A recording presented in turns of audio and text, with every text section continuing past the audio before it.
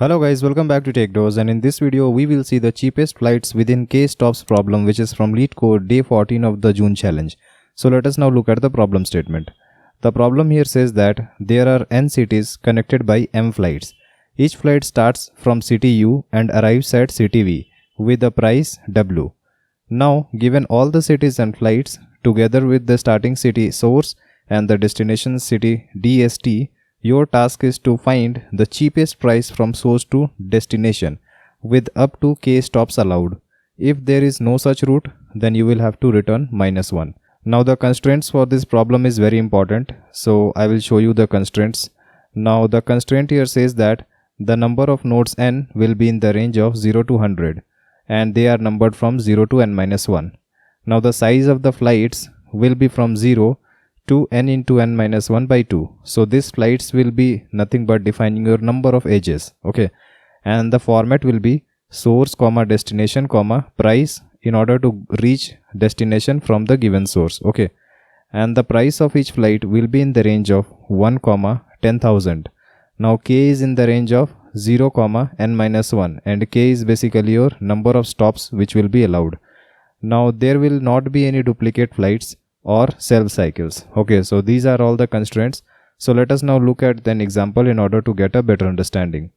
Now let us assume that we are given the flights array as this, having 3 edges, and we are having 3 vertices. That means we are having 3 nodes. Now this flights array is basically source to destination with the given price. Now if we pick this first row, then this indicates that in order to reach from 0 to 1, we will require cost equals to 100. Okay, so I have already written the cost array here in order to get a good understanding. Now let us assume that our source is this 0 and we want to reach to this node 2. Okay, now if the number of stops allowed is equals to, let's say, 1, if k is equals to 1, then what will be the minimum cost in order to reach this destination from source? So let us take all the paths and check which one will be the least costly. So we will start from this 0 and we will go to this 1. Okay, the associated cost is equals to 100, so we will write 100. Now in order to reach to this 2 from 1, you will incur a cost of 200. So we will have to add 200 here. So the total cost will be 300 by taking this path 0, 1, 2.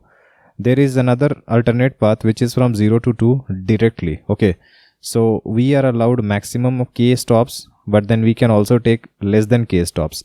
So if we reach to this 2 via this path, that is without stopping, then we will incur cost equals to 500.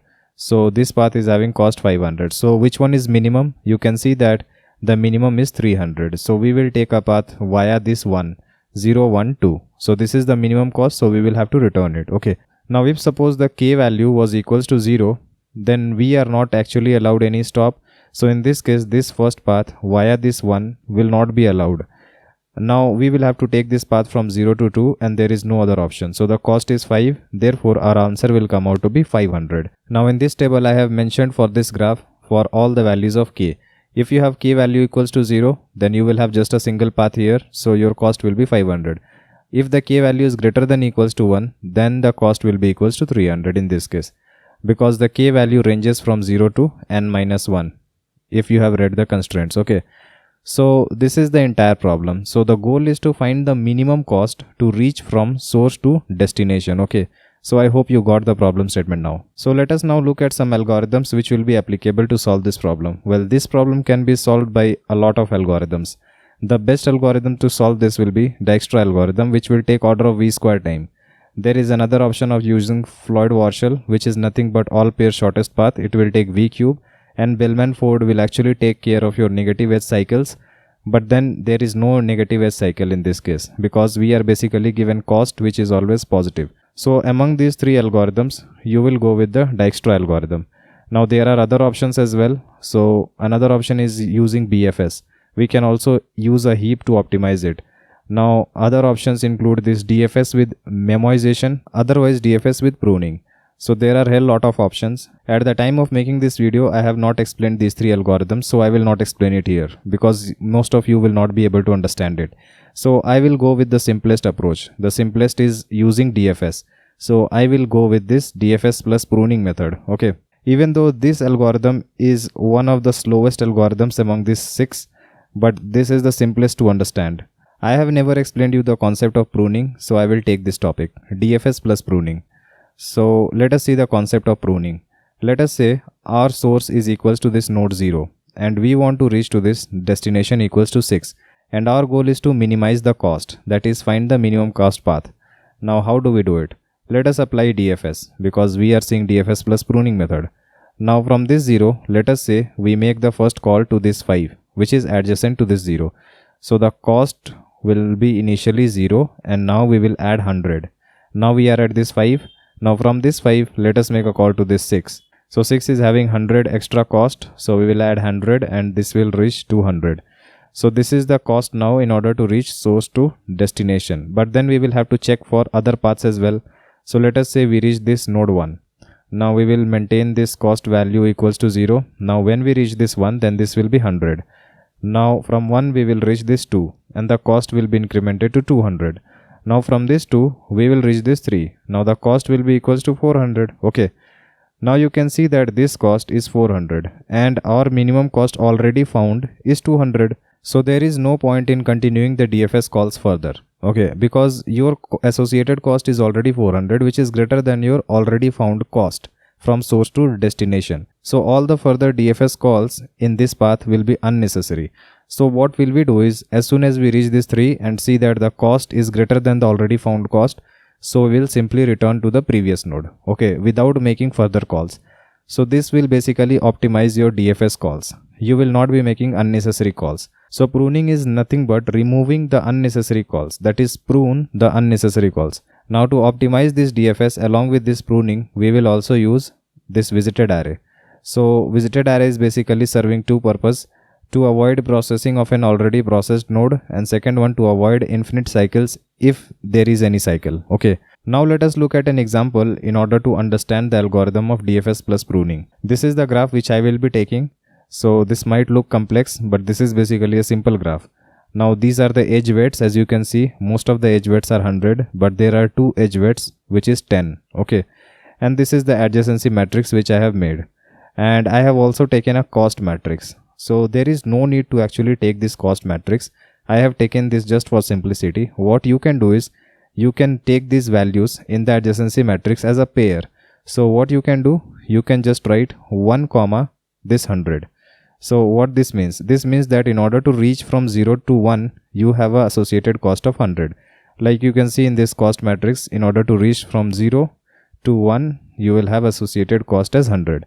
So all the nodes on the row are basically your source and all the nodes on the column are your destinations. Okay. And the cell values denote the associated cost from reaching from source to destination.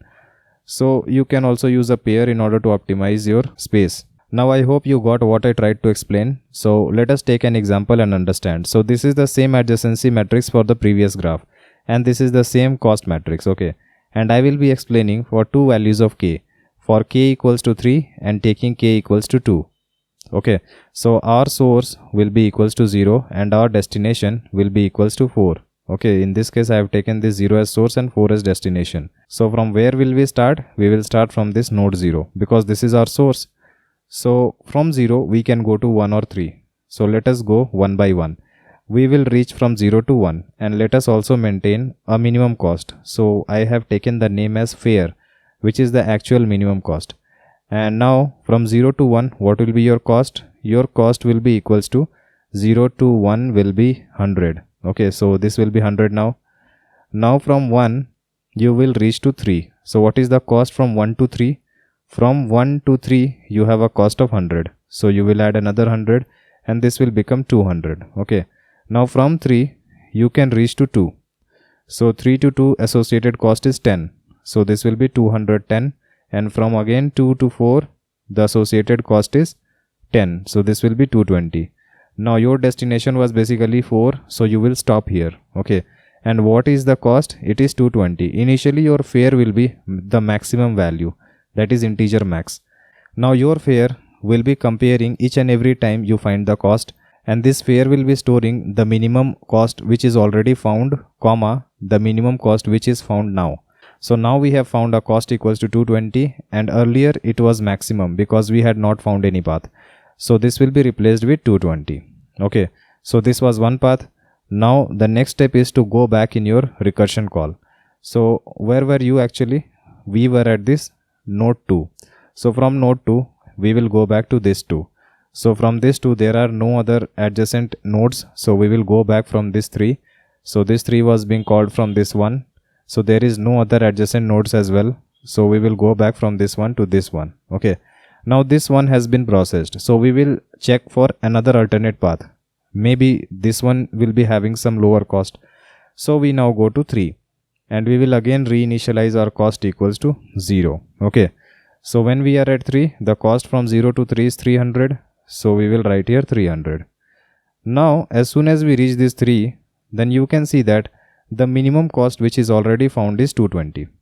But the cost which we are calculating on a path is 300 now, and so it will keep on increasing. So there is no point in continuing on this path because the cost will keep on increasing above this 300.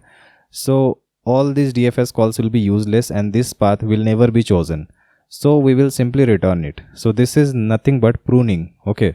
So we will not make further calls. We will return back here. So the cost is equals to 220, and so for k is equals to 3, our value will come out to be 220. Okay. So this is our answer. Now if you see here, how many stops did we make? Actually from 0 to 1 we reached. So this is one stop. Now from 1 to 3 we went. So this is the second stop, and from 3 we went to 2. So this is the third stop, and from 2 we went to 4. So there were 3 stops in between. From 0 to 4 there were 3 stops which are 1, 2 and 3. So our maximum stops allowed were k equals to 3. Now let us say our k value was equals to 2. So how will we solve this problem now? Now let me also write the k value side by side. So k equals to 2 initially. Now we will be starting from this node 0. So from node 0 we will go to this node 1. From node 1 we will go to this node 3. And we will keep on adding the cost value. So I have already added the cost values here. Okay. So when we reach to this node 1, then this is not our destination. So whenever this is not our destination, we will decrement the k value by 1 value because this is a stop. If this is not a destination, then this must be a stop. So from 1 we will reach to 3. So when we reach this 3, we compare and see that 3 is not equals to our destination. So this is also a stop. Now we will again decrement our k value to 0. Now as soon as it reaches 0, we cannot have any more stops in between. So from 3 we will go to 2. So this is also not equals to destination. Okay. So your k value is equals to 0. Therefore no more stops are allowed. Therefore you will have to return back from this path. This path is not allowed even though this is the minimum cost path, but then you are allowed only 2 stops in between the source and destination. So you cannot take this minimum cost path. So once you return back to this 1, then you will check for the next path which starts from this 3.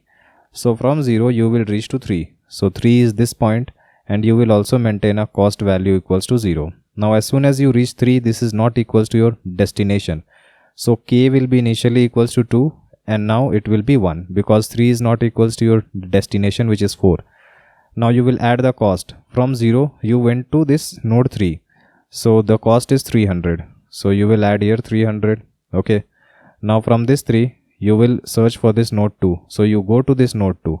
Now this is also not equals to your destination. So this k value will be decremented to 0, and your cost from 3 to 2 will be added. So 3 to 2 cost is 10. So 10 is added, and this will become 310. Okay. Now once you reach to this 2, from 2 you will go and search this 4.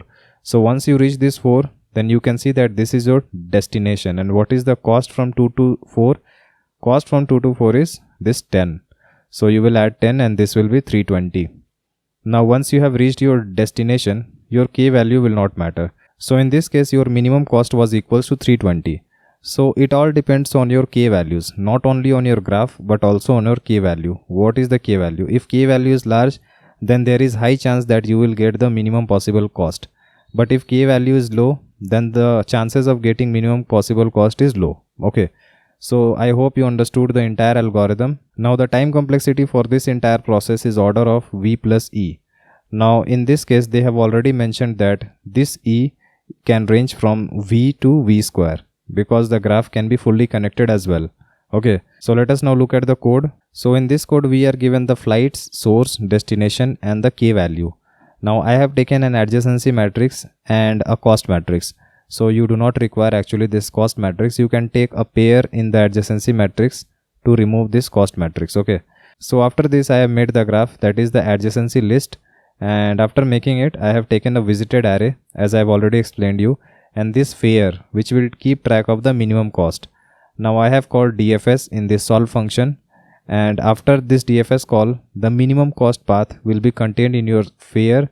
Now after the DFS call, if the fare is equals to int max, then we were not able to find any path from given source to destination with the given k value. Okay, so in this case we will simply return -1, otherwise we will return the fare. So let us now see the DFS call.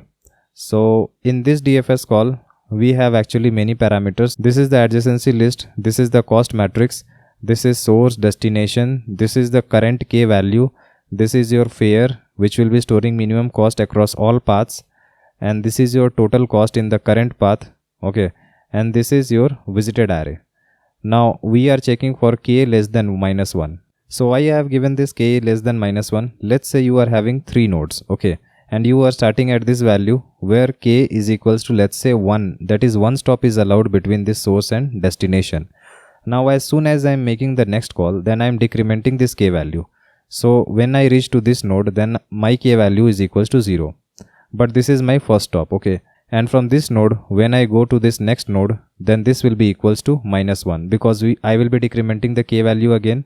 So here k value is -1, but as you can see, your source and destination should not be counted. Actually your k denotes all the nodes which comes in between this source and destination, but for the purpose of making this recursive code clean, I will decrement the k value even if it is a source or destination. Okay, so in the theory I explained that if k is less than 0, then we will stop there, but in this case we are counting one extra node. Actually when we are reaching this destination, then we are not actually decrementing the k value because k value is decremented at this position. You can see that when we are making the call, we are decrementing the k value, but we are simply returning once we reach the destination. So we are not processing this part.